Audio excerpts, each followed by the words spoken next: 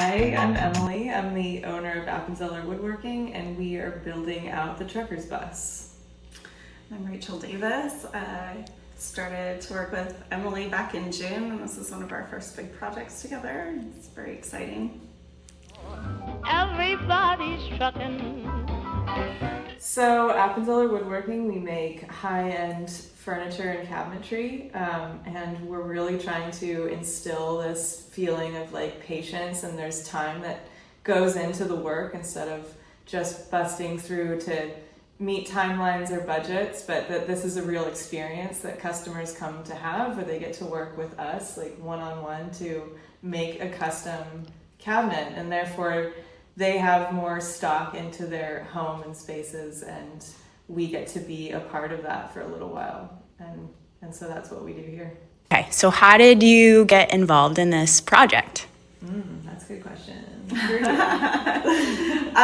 Well, my stepchildren are both involved in truckers, and they approached us, I think among some other cabinet makers, just to see if we would be able to do this. And it's been lovely working with Mitchell and Stephanie and Diane and Will and TJ and everybody.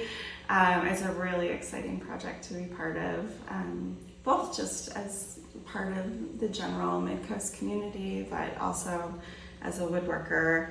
It's a fun challenge to do something a little unconventional and functional but beautiful, but also teenager proof and able to be cleaned, and all the adventures that this bus is going to go on. It's fun to imagine how we're playing a little role in that. Okay, so these are the drawings of the bus. We're kind of having to redo them because the dimensions are crazy in there. Like the bus walls like pitch in and the back pitches in, and so anyway, this is what it's gonna look like in there. Amazing. Yeah, here's the cubby spaces with some nets. Okay, coolers, food storage. It's gonna be a library up here. Med kit. There's little tabletops that like slide out. This is my favorite part. So this is like sleeping bag storage, but there are these two seats that flip down and flip back up, so you can like hang out in there or curl up or do whatever. Hula hoop storage, didn't know that needed to be a thing, but now here we go. And then just a bunch of storage. It's gonna be a lot of space. So how did you get the inspiration for this? I mean, obviously you just talked to me about like, oh, there needs to be hula hoop storage. Like where did, it sounds like you and Mitchell and Wilmo and I think maybe a few other people also like brainstormed with you. Is that right? Yeah, so we did a first initial walkthrough of the bus that you guys already have and talked about what we needed, and Mitchell had a list made up of all the needs.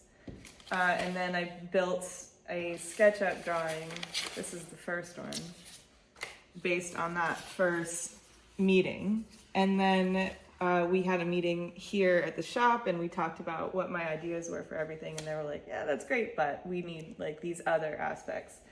And one of the biggest ones that they wanted to put back in was this sleeping bag storage.